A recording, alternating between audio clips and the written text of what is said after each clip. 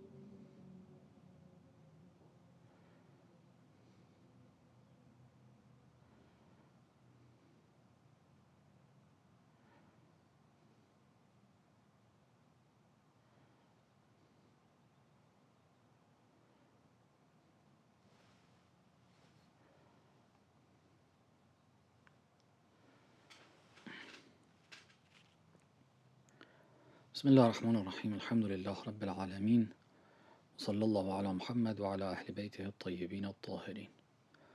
Allah subhanahu wa ta'ala in Surah Hud, the 11th chapter of the Quran, verse number 6 says, وَمَا مِن دَابَّةٍ فِي الْأَرْضِ إِلَّا عَلَى اللَّهِ رِزْقُهَا وَيَعْلَمُ مُسْتَقَرَّهَا وَمُسْتَوْدَعَهَا كُلٌّ فِي كِتَابٍ مُبِينٍ.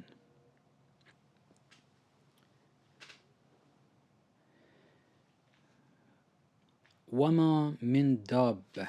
Ma, the waw means and. Okay, wa, that means and. Ma has various usages, and depending on which usage it is, it's going to have a meaning. Sometimes it could have a different meaning than what I'm about to say, but sometimes it just makes it negative, makes the sentence or the concept negative. Ma min dabbatin. There isn't a dab. The isn't part is where ma comes in. Ma min dabbatin. There isn't a dab. I don't know how to translate the min here. Min sometimes means from, of. I'm not sure because languages are different in the way they put things together and meanings together. I can't think of a way to put a sentence together to translate this meaning where I can put an equivalent, some form of article, preposition of some form, to replace min there. I can't, at least. But it doesn't add anything. It doesn't mean part of the dub. We're going to get to the word dub. It doesn't mean that by itself doesn't seem to mean for it to be all-inclusive. But this is how it's said. In English, we would say there isn't. Dabbatin. Dab is creature.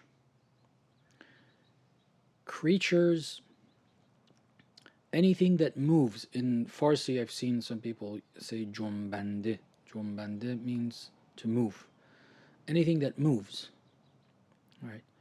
Anything that has motion of any sort. All right?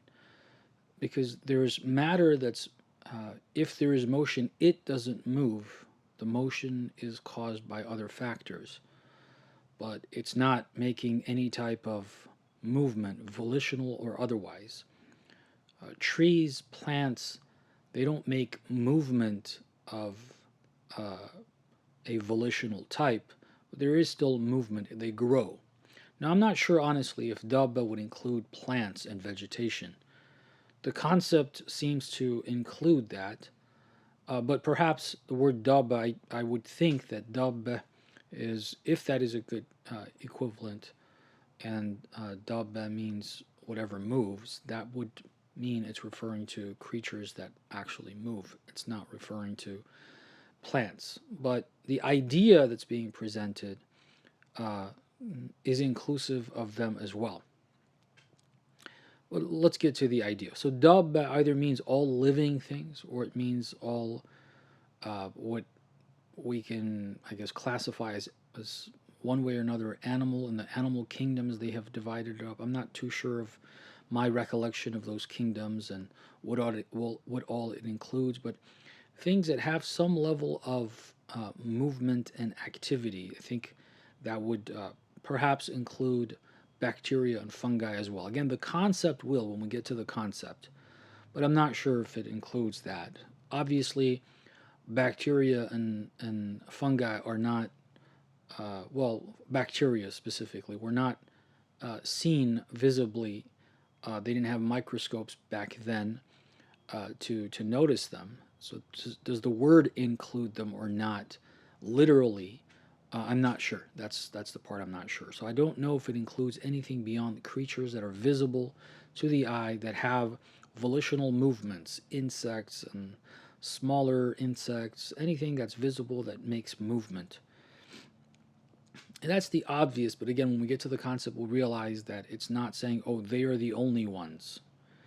And perhaps we can find other verses in the Quran that use a wording that is, if this is not as inclusive, that other wording would be inclusive of that.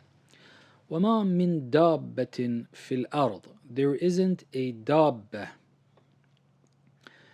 a moving creature or a creature, maybe perhaps the word creature in English, which is not a scientific term, but I think, again, my understanding of it, the usage of the word, it seems to be very similar to dab.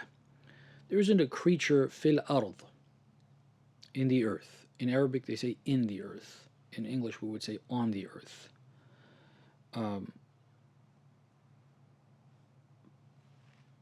There are times where things are mentioned to be upon the earth, and ala is used in Arabic.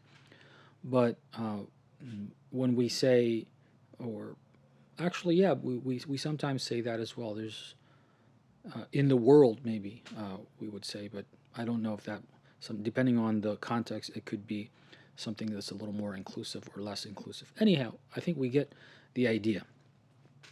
Ma min dabbatin fil ard. There isn't a dabba in the earth. There isn't a creature in the earth. Illa ala Allahi rizquha. Except that upon God. Ala Allahi, when you say upon God, it means that it is His responsibility. Okay, it's on you. It's on Him. It's on. So, what is on Him? Illa ala Allahi rizquha. It's sustenance. God says here, there isn't a creature in the earth except that its sustenance is on God. Its sustenance is on God. It's interesting that this verse doesn't say yarzuqu. Yarzuqu we have in other verses. Yarzuqu means that He provides the provisions and sustenance. Right? He provides is one language. This one says it's on Him. It's His responsibility. God speaking here. He says it's God's responsibility. It's God has not made it the responsibility of anything else. He has made it His own responsibility. So saying that He's responsible for that stresses and is, I guess, lies more emphasis on God being the provider and the sustainer. from the perspective, in many ways you could look at this from the perspective of being one of God's creatures on earth, in need of sustenance, and at times struggling for sustenance. We need it, we want it, and we look for it. We have trouble finding it, we have trouble getting it.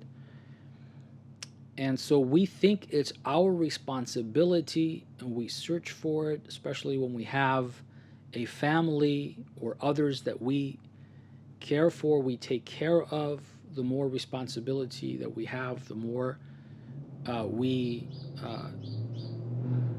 apologize for all the noises that are in the background. And I hope my voice is a little more audible than all the background noise. As someone who's responsible, not just a selfish person who's looking for sustenance for themselves and that's all they can think of, a father of a family, or of a mother of children that doesn't have a husband who is providing one way or another, someone in charge of society, a governor, a ruler that is a just ruler that cares for the people and knows that it's their responsibility to provide the means for sustenance for the people. When you're in that position and you're struggling, you're doing what you can, but it doesn't seem to be coming. Right? Looking at this verse helps us realize, on one hand, that and remember that God provides, but also that God considers himself responsible. There is no way on earth the sustenance doesn't come. When you say he provides sustenance, okay, he's the sole person that provides sustenance. Sustenance doesn't come from any other source. All right, great. But will he provide? That's silent on that. Just says he does provide. Here he says it's his responsibility. He considers it his responsibility. He's telling us that it is his responsibility.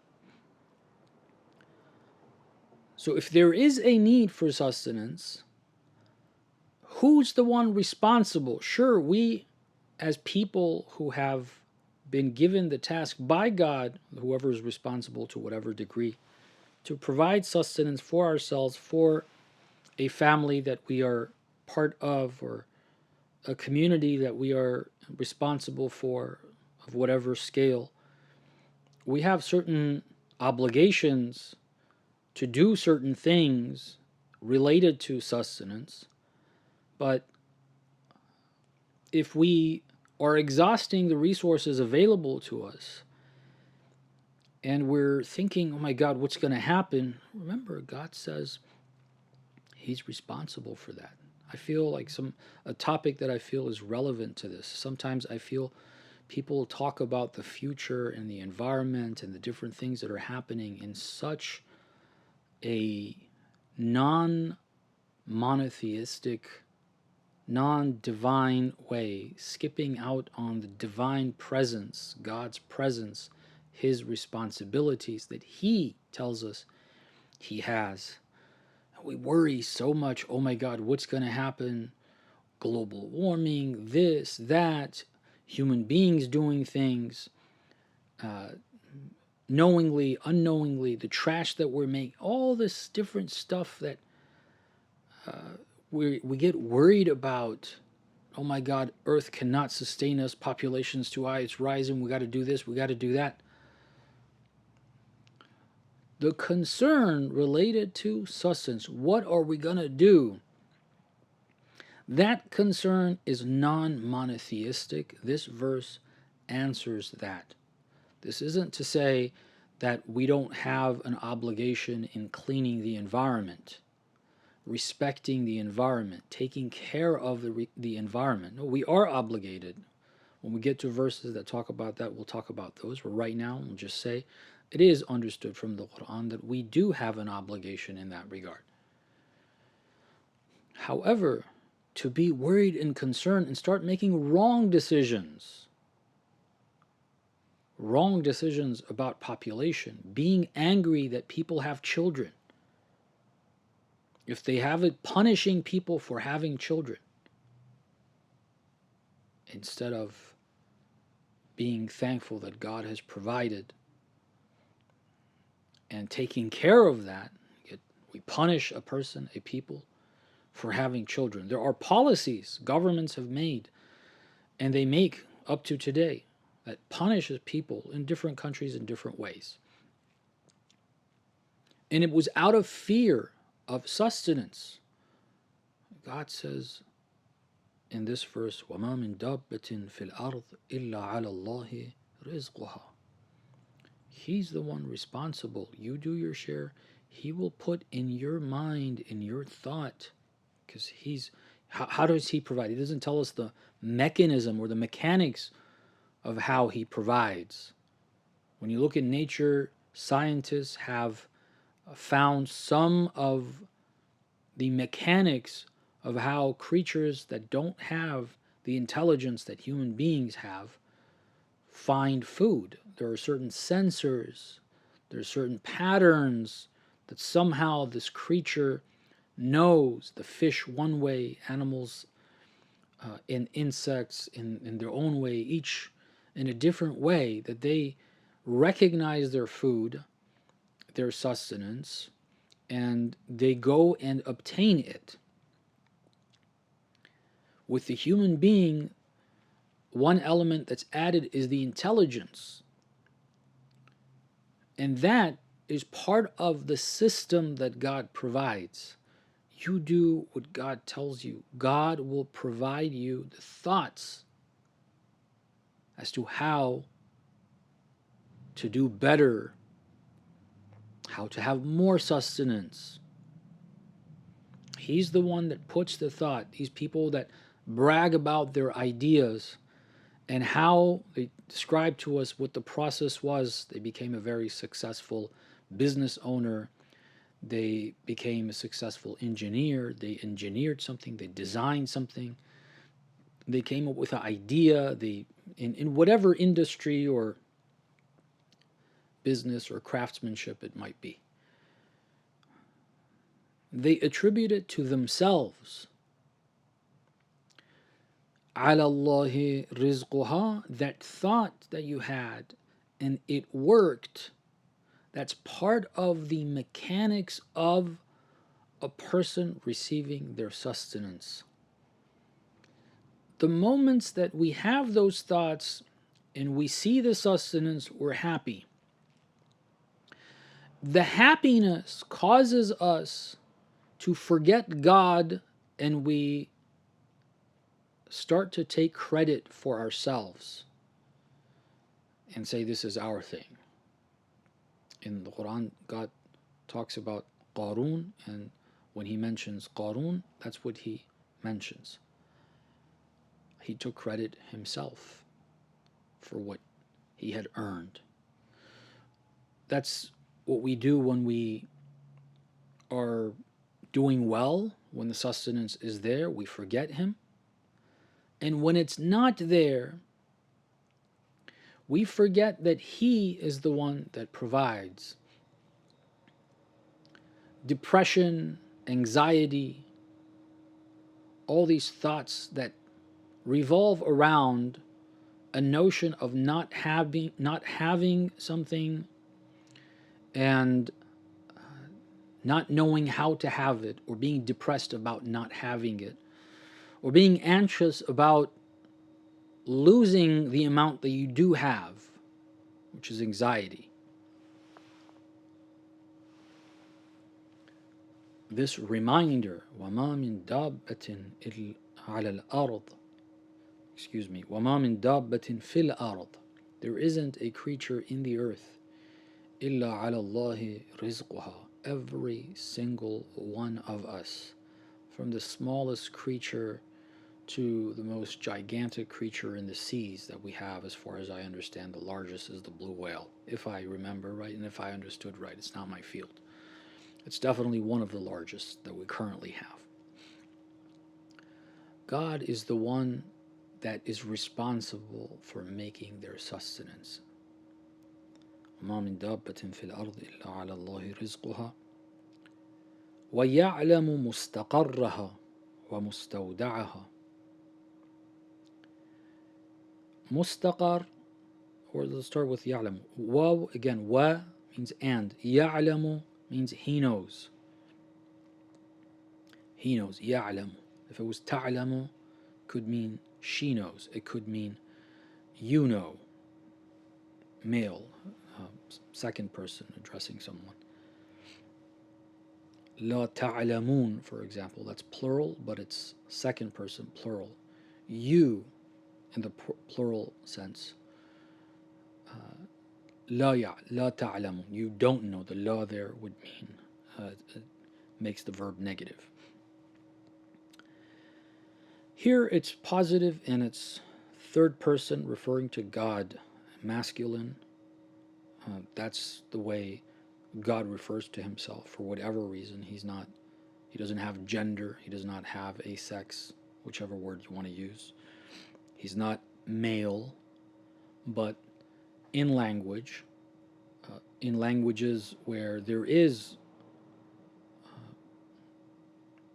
gender in the pronouns and so on, I'm not aware of any other language that is different in English and in Arabic. The pronouns that are used are masculine. But that doesn't mean that he's a man, he's male. That's not what that is. وَيَعْلَمُ, and he knows, continuing off of what was said and related to what was said. مُسْتَقَرَّهَا. Mustaqar is one word, ha is a pronoun referring to it again, the dab. Each individual dab. There isn't a dab, there isn't a creature except upon God is its sustenance, and also he knows, God knows, it's mustaqar, and then وَمُسْتَوْدَعَهَا, and it's mustawda'. Mustaqar is where the istiqrar is, where it currently is. Okay, where it currently is. And mustawda' is what is put as a wadi'a inside it. In other words, where it's meant to be. Because he designed it, he says this in other verses. Okay, for example, in Surah Al-A'la, God says, وَالَّذِي قَدَّرَ فَهَدَى. Okay, he makes the taqdeer. I'll use the word portioning right now. When we get to that verse, we can maybe talk a little more about it. He's portioned out for everything and every one, all creation, where they're headed before creating them. There is a taqdeer, and then فَهَدَى. وَالَّذِي قَدَّرَ فَهَدَى. He's done that taqdeer, and then hada. He guides each thing and every one to where they're supposed to go. So he knows where they currently are in every aspect of their existence and where they're meant to be. He designed where a person, a thing is supposed to be. Where is that? What does this mean? Again, let's put all of them together. These are independently concepts to know. God knows where you are. If you're in a bad place, he knows that. Okay. If you're in a good place right now where you feel comfortable, good or bad, khair and shar are relative to a person. For a person, the way we understand khair and shar, we use those words based on our understanding. It could be right or wrong. God says in the Quran, عَسَىٰ أَن تُحِبُّوا شَيْئًا وَهُوَ شَرٌّ لَكُمْ. And he says, عَسَىٰ أَن تَكْرَهُوا شَيْئًا وَهُوَ خَيْرٌ لَكُمْ. There's something that you dislike, it's good for you, khair. And there's things that you like and they're shar, bad for you. Now, what's really good and bad for us is one thing. But then from our perspective, we feel like something is bad. He knows that feeling. He knows the condition you're in. He knows the hardship you're in. If you're pleasant right now, if you have plenty, he knows that. He knows يعلم مستقرها ومستودعها, and where the other thing is where you're supposed to be. He designed it, he knows where you're supposed to be. In connection to the first concept, the first sentence, these are connected here. Independently, they have a meaning. They can be discussed independently as they are each a complete sentence. And each of those complete sentences has its complete meaning. And so it should be understood in that way.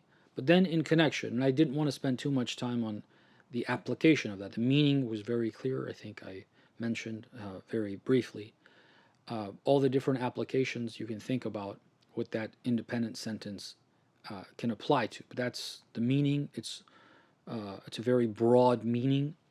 But in connection to the previous sentences, all right, if you need sustenance to get somewhere, then he knows where you're at and where you're supposed to be, where you're actually supposed to be, not necessarily in your thought. And he is going to provide the sustenance for it. He is going to provide the sustenance for it. He knows what you need to get to where you need to be. In every sense of the word, in every aspect of our being. Literally, point A to point B, physically, one location to the other. Mentally, spiritually, psychologically, financially, all these different aspects. He knows you're mustawda. And he knows he provides a sustenance where you are to where you need to be. And providing the sustenance to get you there is on him. He's going to get you there. He's going to get you there. Then he says, كُلٌّ فِي كِتَابٍ مُبِينٍ. All, كُلٌّ, all, okay. It doesn't say all of this or all of that. كُلٌّ refers to everything that was mentioned previously. كُلٌّ فِي كِتَابٍ مُبِينٍ. The rizq, the mustaqar, the mustawda', the dabba, each person, everything. كُلٌّ فِي كِتَابٍ مُبِينٍ. A clear book. Book doesn't mean a book, necessarily a physical book that is in writing the way we would understand that. God has written this. It is written down, which means it is final. في كتاب. كل في كتاب. It's been written down. Who you are, where you are currently, where you were, which is not addressed in this verse. But at every point in time, you are somewhere. And then there's a future for you. Where you are, where you will be, and then the process of getting you there, the sustenance required, your existence, the food you need, the drink you need, the basics, basically the physical needs, all the things that we know, all the things that we don't know of the basic needs. And then in terms of thought and connections and actions that are required to get there. كل في كتاب مبين.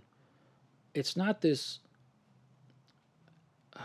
vague, just something there about this person. It's not clear yet. And then gradually it becomes clear. No, it's already very clear in that book. God has written, it's written in that book exactly where you are at every moment in time and where you are currently when you're thinking about it 10 years down the line. That's written very clearly. Exactly where you are going to be. Everything surrounding you getting there is on God, the sustenance. That's the sustenance. It includes everything that is going to get you to where you're going to be in 10 years, in 20 years, at the moment of death, post-death. كل في كتاب.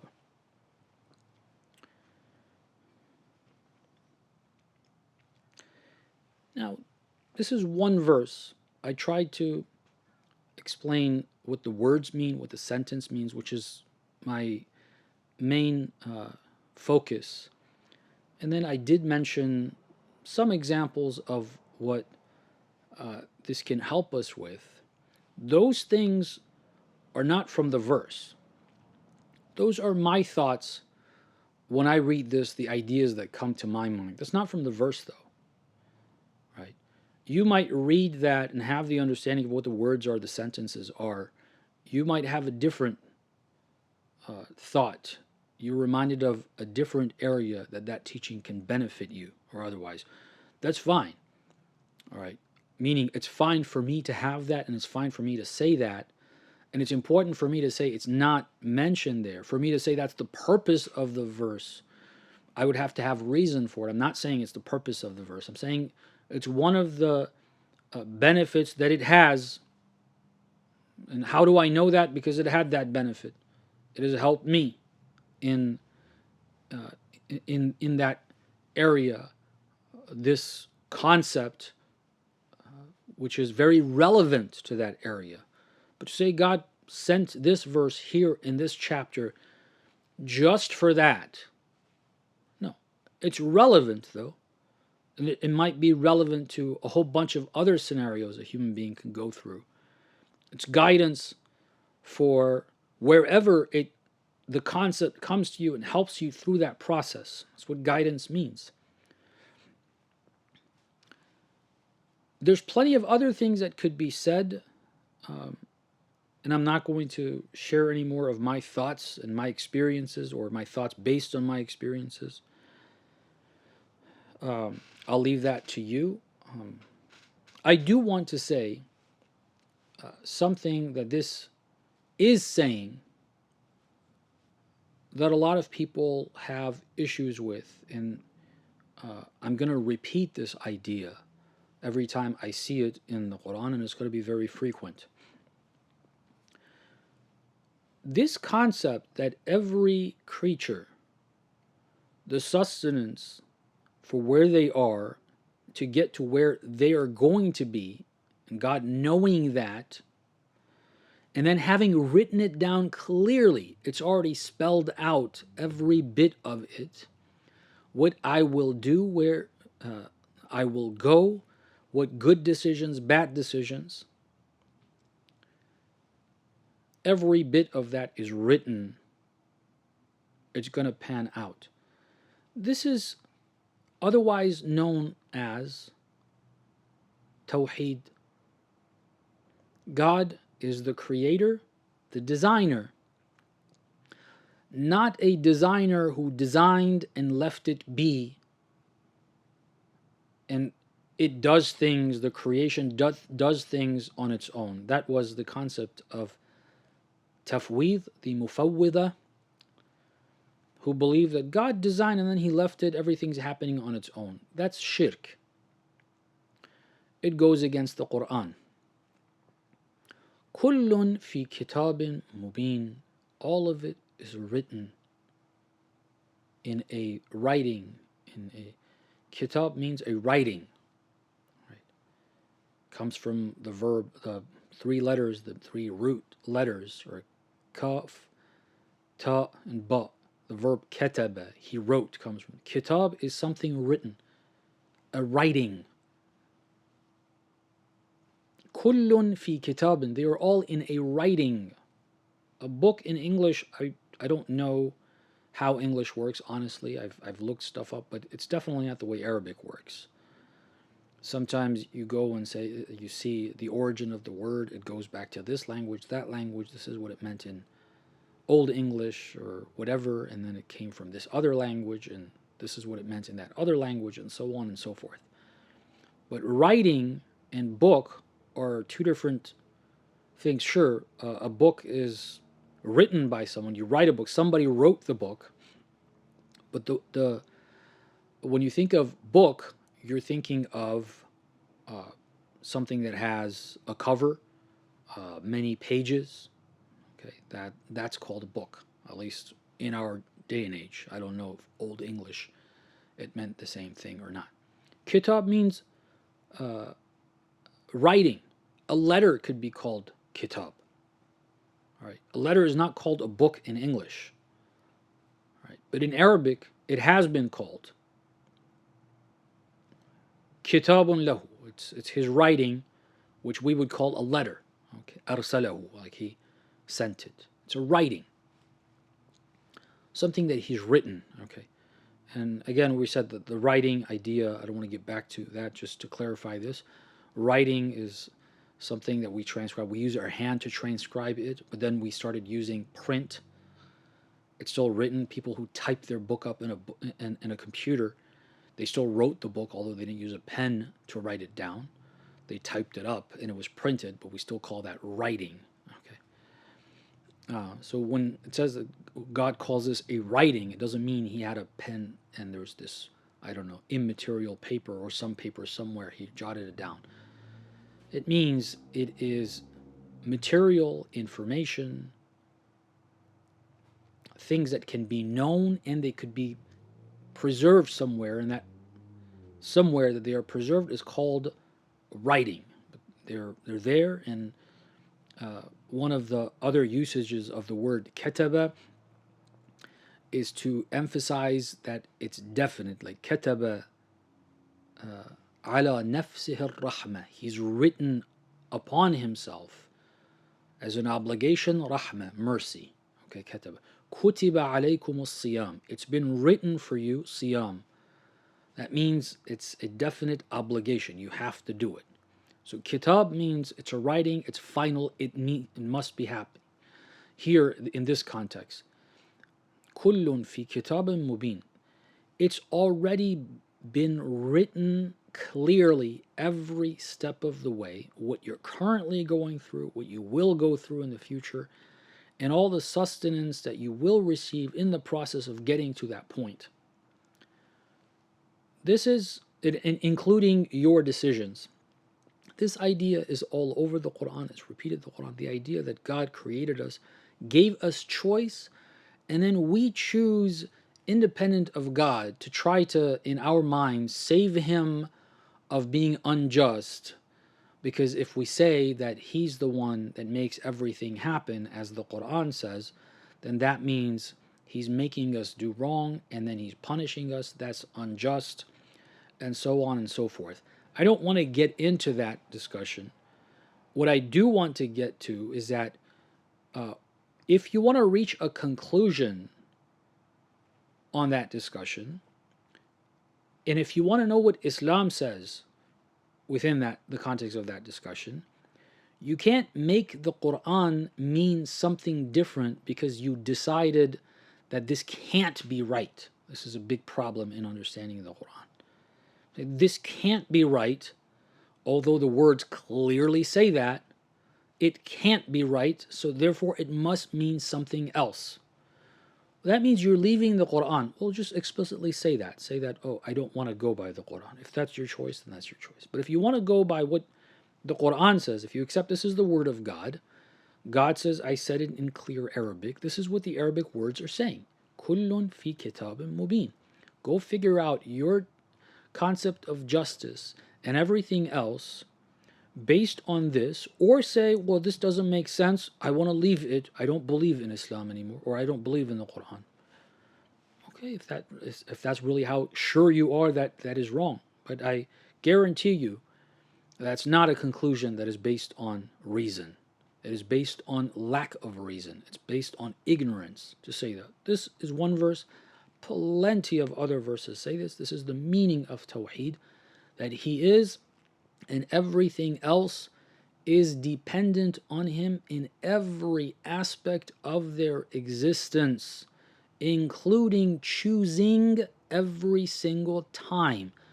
Not that, oh, choice was given, but then this time the application, it's me. I'm choosing, and God is not choosing.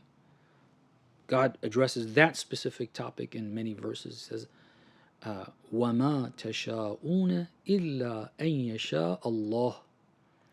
And you do not will make a decision to do something unless he wills, wants, decides for you to do that.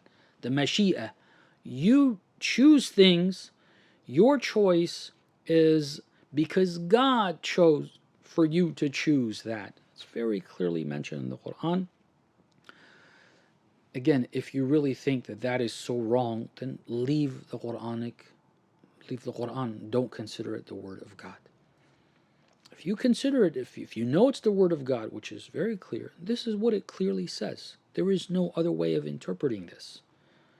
Unless you, again, tashabuh, we mentioned in one of the previous sessions. You find something similar and you want to apply that similar meaning to it. No, keep checking the verses of the Quran when you get to them. We're going to get to them, obviously, in these sessions because we're randomly picking verses. We're going to get to other verses that are going to have this same concept with other wording. The more you look at it, there's just no escape. That's what the Quran says. That is what's accurate. Anything other than that just doesn't make any sense unless God is not God. We hope that Allah subhanahu wa ta'ala is pleased with what was said. We ask Him to forgive any shortcomings in understanding and in explanation. Walhamdulillah Rabbil Alameen.